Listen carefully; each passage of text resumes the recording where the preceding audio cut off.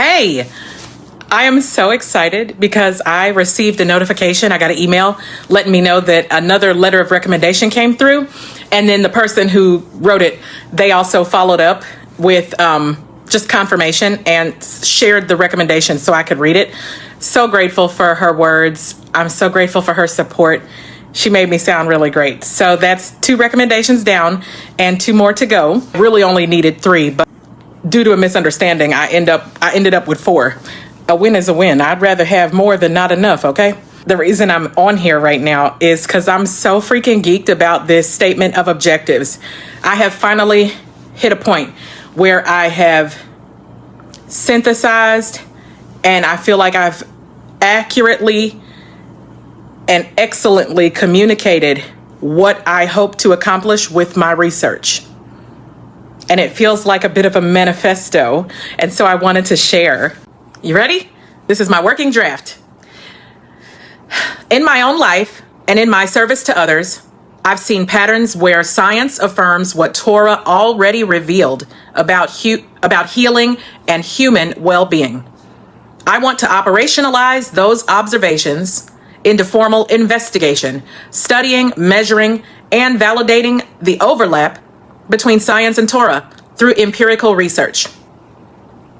My goal is to show that patriarchy was never biblical and that its distortion of divine order has blinded people to the healing power found in practicing Torah's instructions, while also alienating and driving away many people who might have found restoration within it. Patriarchy as a colonial system of control. Colonial systems replaced community with hierarchy and undermined equity through various layers of privilege. These systems taught people to conflate leadership with dictatorship and to believe that male dominance is divine order. When that lie gets attached to scripture, oppression then becomes normalized as holy or righteous. My research asks how patriarchal conditioning gets embedded in our epigenetics, how repeated dominance, fear, and suppression alter neural pathways and normalize subtle forms of psychological, emotional, physical, and even sexual abuse and coercion. These patterns re-traumatize each generation that follows, chaining us to a legacy of toil and unrest instead of the wholeness and peace that Torah intended for every household. Patriarchy, shame, and emotional conditioning. When men shame or devalue anything they do not perceive as masculine, they undermine divine order and the wellness of their own mind, homes, and communities.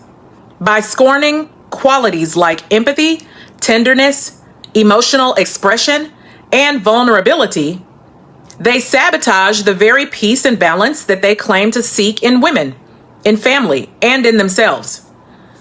Over generations, this shame becomes a conditioning mechanism that patriarchy relies on to reproduce itself, training boys to suppress essential human traits to prove their manhood.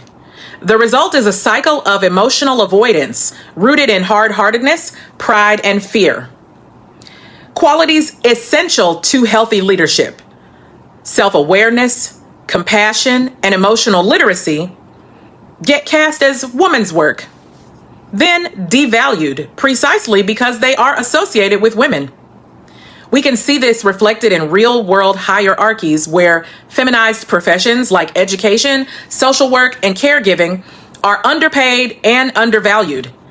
The same traits men are punished for showing are ironically demanded from women for meager pay to no wages at all, and then dismissed as inferior when women show them. This double standard doesn't just shape behavior. It reshapes biology and culture.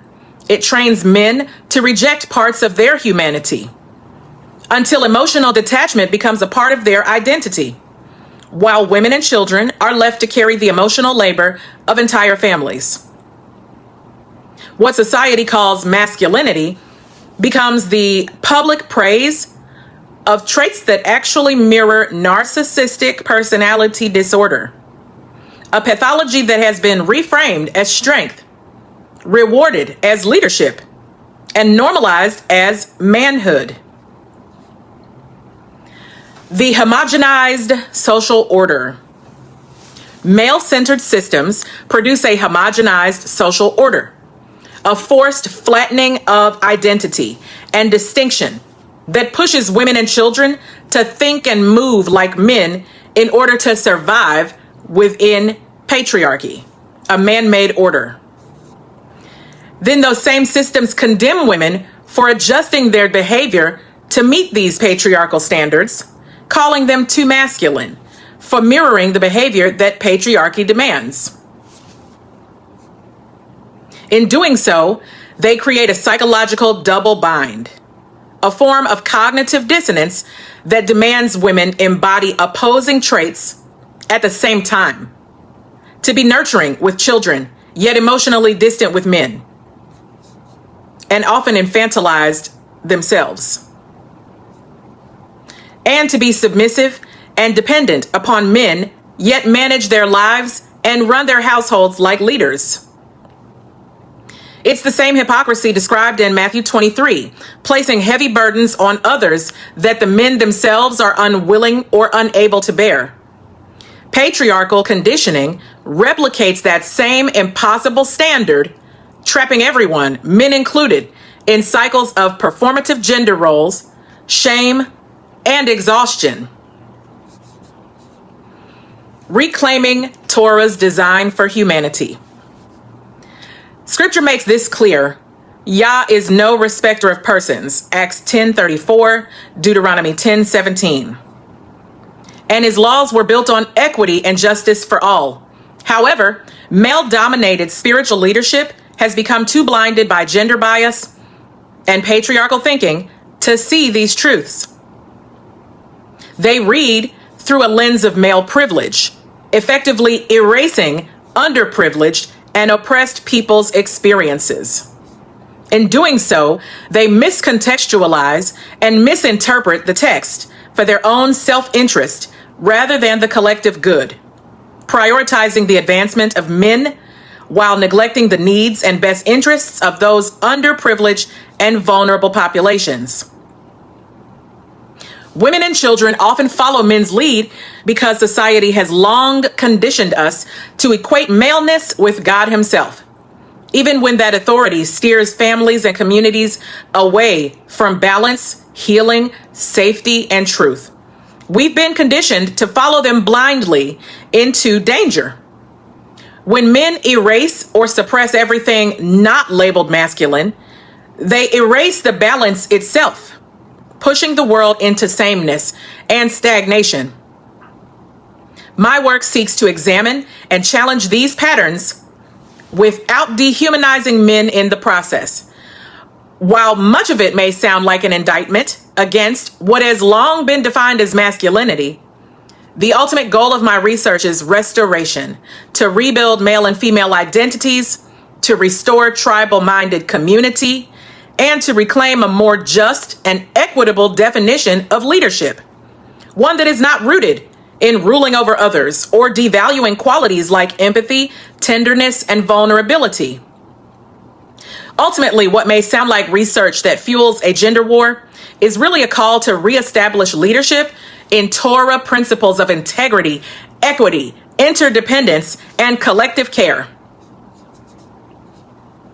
Research vision and approach.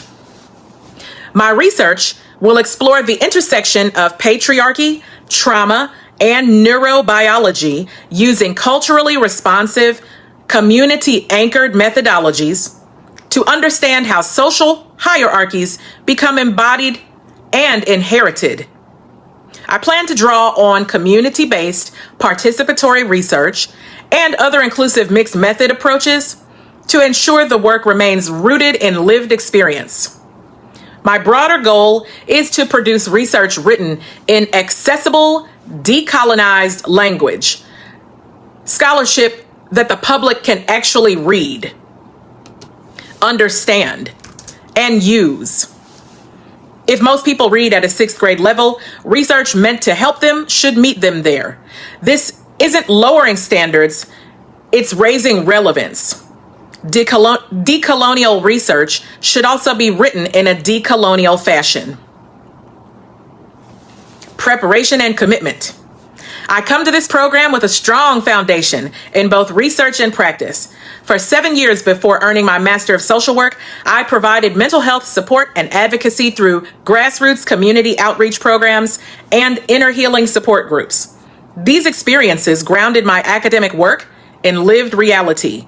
They also taught me that systems built on hierarchy rarely produce healing. Only communities built on relationship and accountability do. My work seeks to examine and challenge these systems without dehumanizing anyone shaped by them.